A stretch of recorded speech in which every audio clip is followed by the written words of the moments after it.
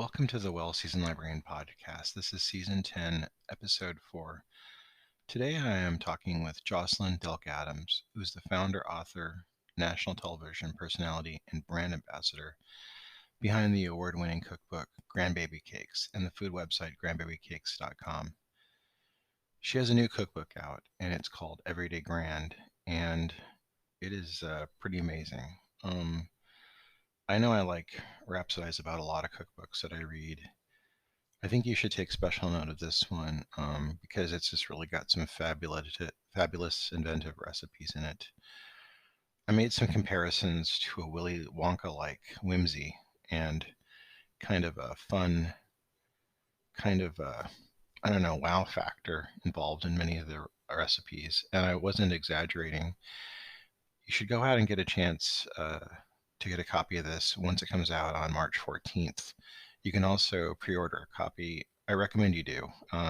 If you cook for a family every day and you kind of get bored with the same old thing and want to kind of find something new for your family or just whoever you cook for, I think that this is a cookbook for you. If you like cooking and you love inventive recipes, this is a cookbook for you.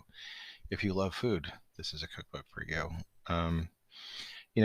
I really love talking to Jocelyn. She's a really charming person, and it's no accident she's on television everywhere, and she's really, picking up speed and becoming very famous in the food industry because, she's just an easygoing personality. She's charming, but also, I don't want to minimize the fact that she's a hell of a food writer, and she really knows her way around a recipe and how to write recipes. And I really think when you get a chance to read this cookbook, you're going to see that.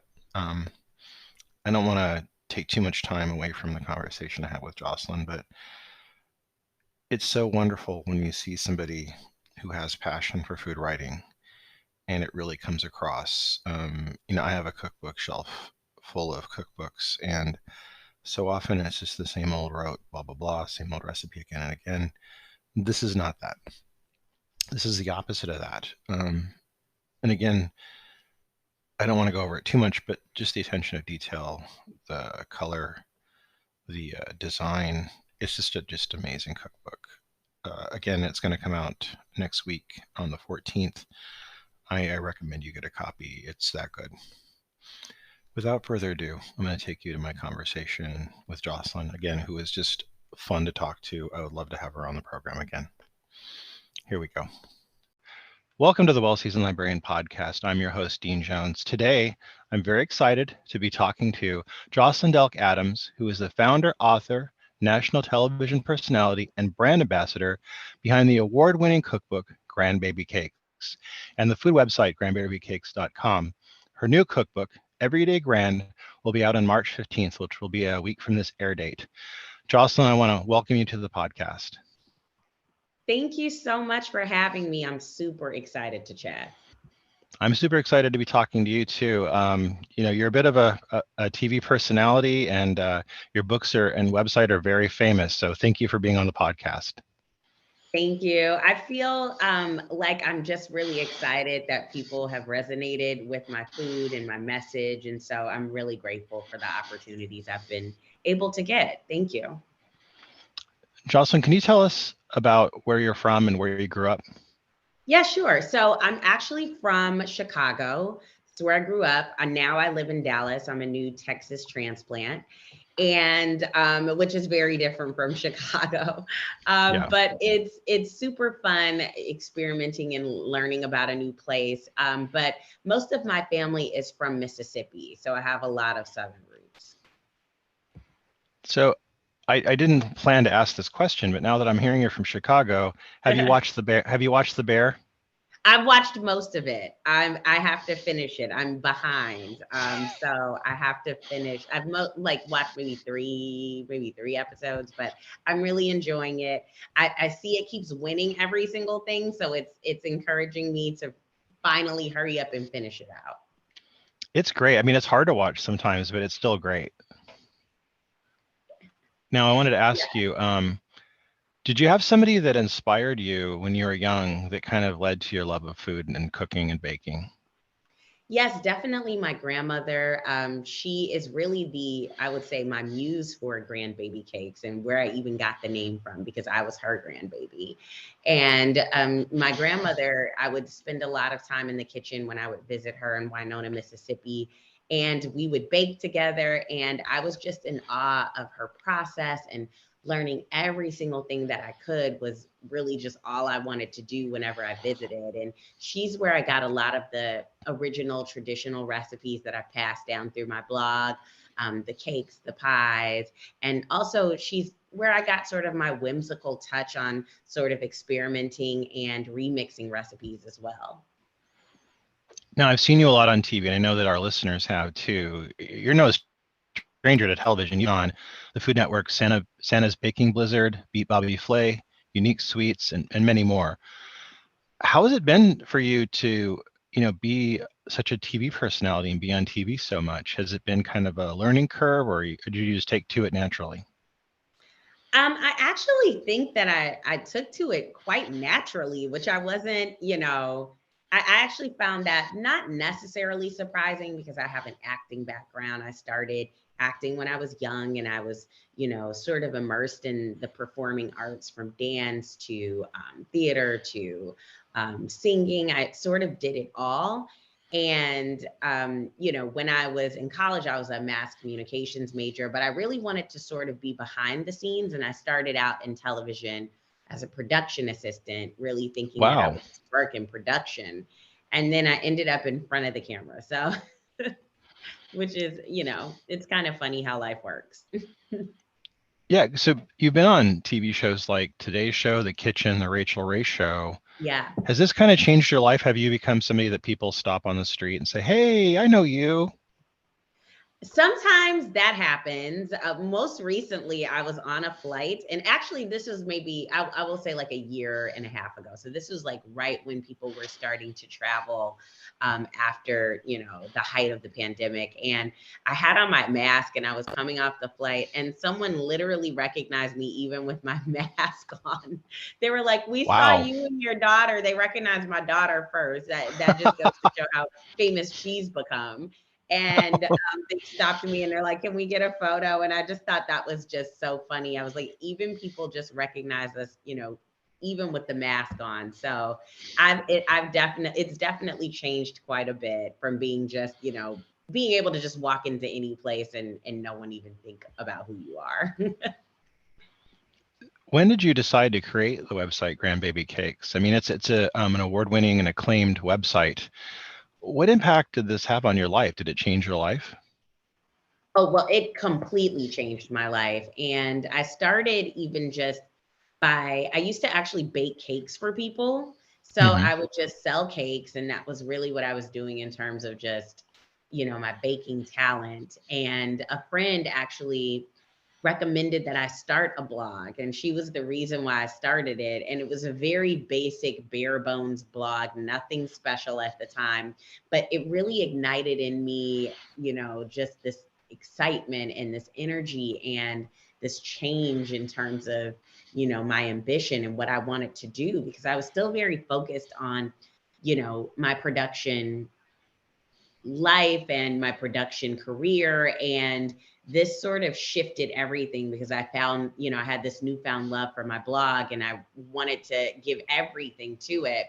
And by the time I was doing it and people started actually following the blog, and then I was, contacted about writing a book by two literary agents, I knew that my life was changing, and I had to really make a decision between whether I wanted to continue to work full time and part time on my blog, or just do it full time. And I just decided to sort of jump and, take that leap of faith and see what happened. And it completely changed my life.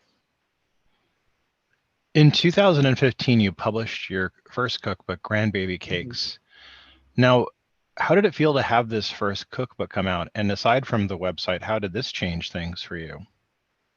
I really think the book is what truly catapulted Grandbaby Cakes, because the blog, of course, was gaining steam, and I was, grabbing new interest, and I was working with brands. But when the book came out, and I was able to get my first national television segments, then I was starting to get this national notice, and it led to more opportunities. So I was on the Rachael Ray show, and from there, that that led me to being on the Today Show, and then that opened the door for me becoming a regular. And then when I was doing those segments, other people on networks saw me, and then they booked me for other things as well. So I think that the book was really the thing that just really ignited and started everything for me. Now, the cookbook, did very well, as you're saying, and it did change things a lot because you won a lot of awards and it got a lot of notice by quite a few people. The cookbook was featured in the top fall cookbooks of the year by People magazine, and it was later featured as the top fall cookbook of that year. Later featured as the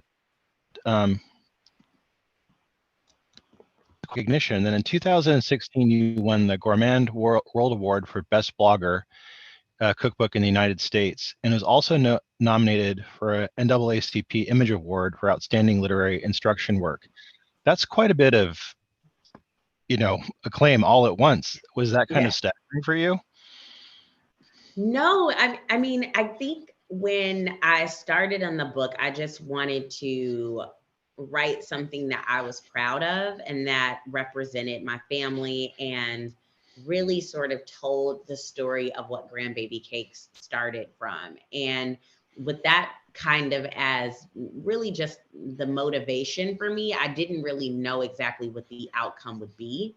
So I was pleasantly surprised that so many resonated with the message behind the book, and you loved the recipes in the book, and that it became such a hit for so many people. And it's, continued to sell even all these years later, which I'm so grateful for, that people are still discovering it for the very first time. And it's something that I'm still very, very proud of. And I'm just so grateful that people found the book to be something that they truly cherished.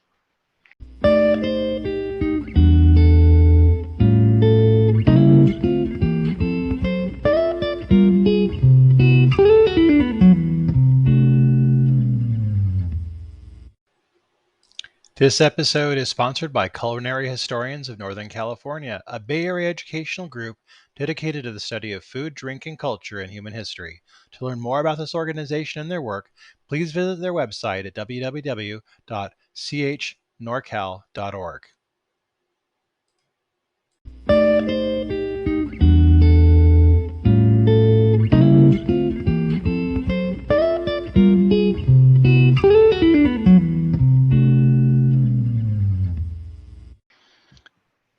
You've been a top brand ambassador and writer for several top brands such as Coca-Cola, Land O'Lakes, Audi, Dole, the James Beard Foundation, Pillsbury, State Farm, Home Goods, McCormick, and many more.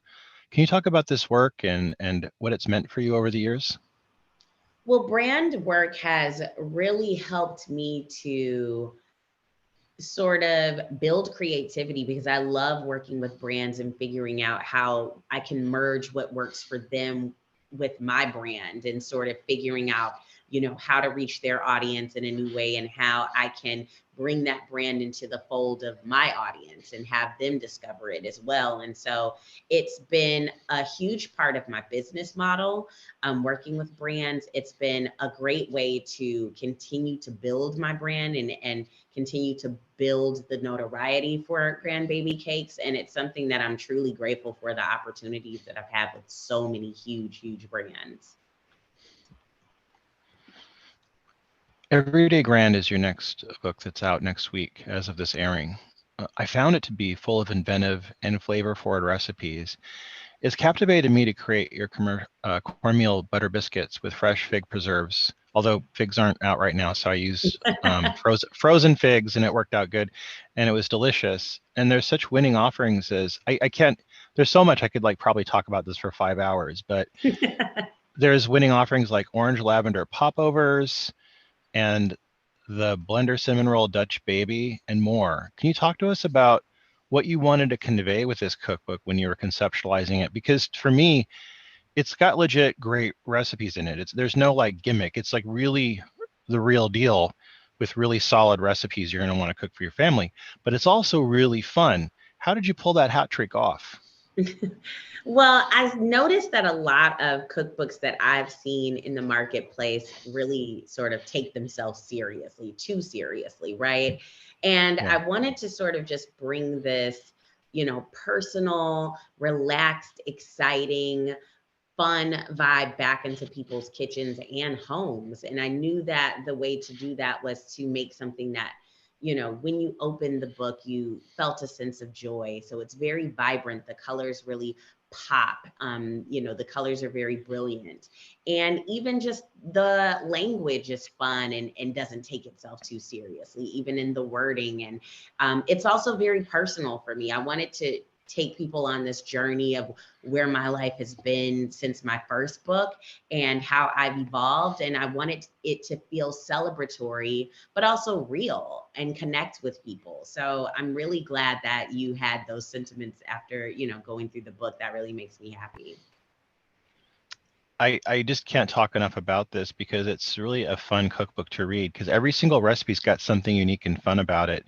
Was there anything in there that you kind of are particularly proud of that you want to talk about and tell the listeners about? Because I really enjoyed so much of this and was kind of like loving every bit of this. And I just loved also that you included some vegetarian recipes. You really kind of ran the gamut with different things without being repetitive or kind of going over the same stuff. It was every kind of recipe was something new and original. I wanted to really have fun with this recipe book because I think, I wanted to just play with flavors. I had like a huge notebook that I wrote in when I was first conceptualizing all of the recipes, and I would just brainstorm flavor ideas or brainstorm recipe ideas that I sort of want to add my own twist to. And I just allowed myself to just imagine whatever I could. And I was like, could this be a recipe? Could a cinnamon roll be, a Dutch baby? Let's find out. And then I would just get in the kitchen and just figure it out. And I wanted to make these absolutely delicious recipes that people wanted to eat and have fun making and also have fun eating. And so I just wanted to just really get back to the joy of cooking in a way that felt very me. Because if no one has ever met me, they would know, they would get a sense of me reading this book. It is so Jocelyn, right? Right. And it's so my personality. And I wanted to figure out how I could take me and insert it into a book and make people happy and excited and just, filled with joy for life again. I've written recipes and I'm bad at it. It's hard work. And I think that when It's people very can hard do it work. well, yeah, no, it is. It's real. And you've made it look like it's just fun and kind of joyful.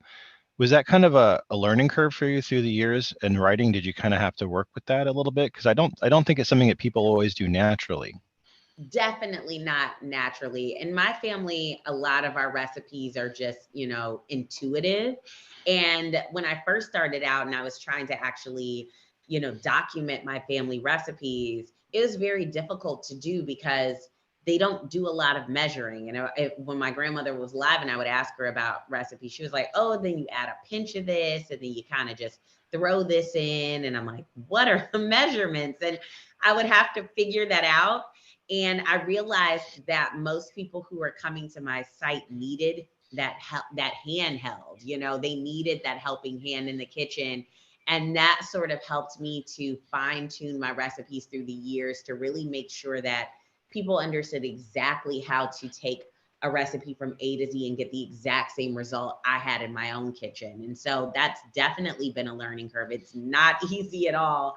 And it requires a lot of testing and it requires a lot of other people making the recipes too and making sure that they work and click in other people's kitchens as well. There was so much in here. I kept thinking, damn, that's brilliant. Because like the crab hush puppies, I was like, why hasn't anybody done this before? And I was like, Right? how you used cinnamon toast crunch in a quick bread. And I thought, damn, that's clever. That's really brilliant. Were there any kind of do you want to just tell the viewers at least about a few recipes that you're proud of Yeah. in the cookbook? Yes, absolutely. I think I love the one you just mentioned about the the cinnamon toast crunch zucchini bread, and it's Yeah. got like, yeah, it's just, it's the perfect zucchini bread. Almost also the Yep. Elvis banana bread, which is, Yes. Yes. Oh my God. Yes. the Elvis banana bread, which is, Elvis kind of had this, thing with his banana sandwiches with bacon and peanut Hmm. butter. And so I sort of, riffed on that and turned that into a banana bread, which is absolutely delicious. And, I like to riff on things. I like to play around with flavors. And honestly, literally anything can inspire me. So we were like, how did you come up with that? I'm like, literally anything, a person, a figure, a flavor, a restaurant, a walk in, down the street can inspire me. And that's what I wanted to do. I wanted to just let my imagination go wild and see what it came up with. The food photography was beautiful, and it really highlighted Yeah. the food well, but also the color palette of the book was really kind of warm and inviting and really kind of created a homey, fun sense. Was that something that you were kind of particular about when you were having the book created? Oh, absolutely.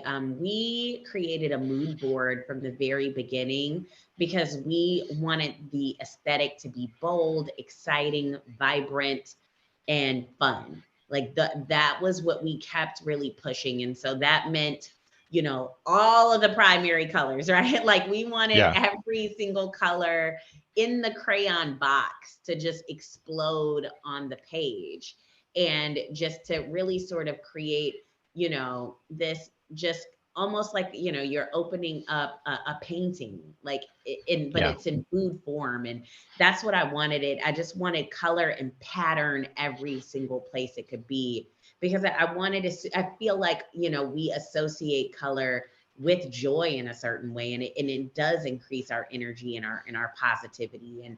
And I think that lends itself well to the recipes in the book too.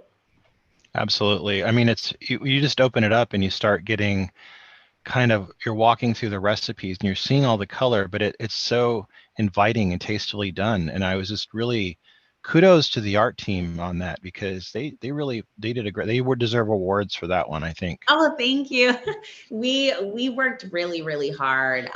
Brittany Connerly, who was the photographer, is just so brilliant. Maeve Sheridan, who was the prop stylist, she literally brought in so many fabrics, so many colorful backgrounds and plates and pots, and literally every single color under the sun she brought into the fold as we were creating the palette.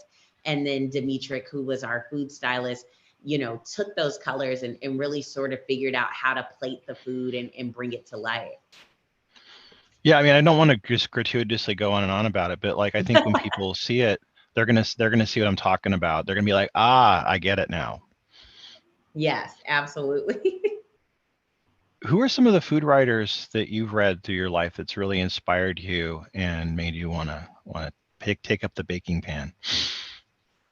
Oh wow. Well, you know what? Right now, I'm so inspired by the writing of Toni Tipton Martin.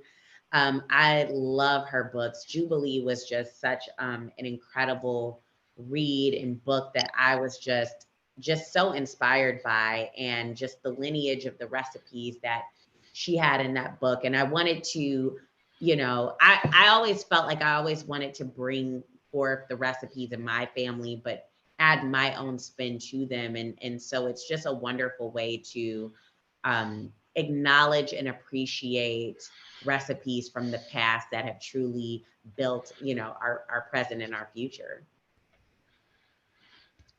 What's next for you?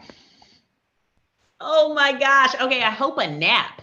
Um, I'm so busy. Dean, Yeah. it's crazy. I was looking at my schedule and for the next few weeks, and I was like, oh my goodness, this is insane. But it's a great insanity. I love the fact that I'll be on tour soon in the next 2 weeks when the book comes out. I'm heading out to meet so many people that I, connected with online, that have connected with my recipes, that have really just been a great part of, my story in the building of grandbaby cakes. And I'm so excited to actually meet these people face to face and hug them and, tell them thank you so much for supporting me for so long. And then after that, I am going on vacation, and then I'm going to hop back into work, and you'll see more recipes on grandbaby cakes. And of course, me on new shows and all types of stuff. But first, a nap would be great.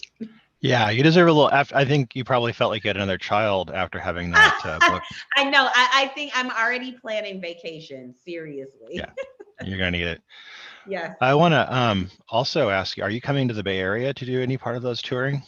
I am. So I have a stop in California in Costa Mesa. Let me see. I believe that's on, let me pull it up right now.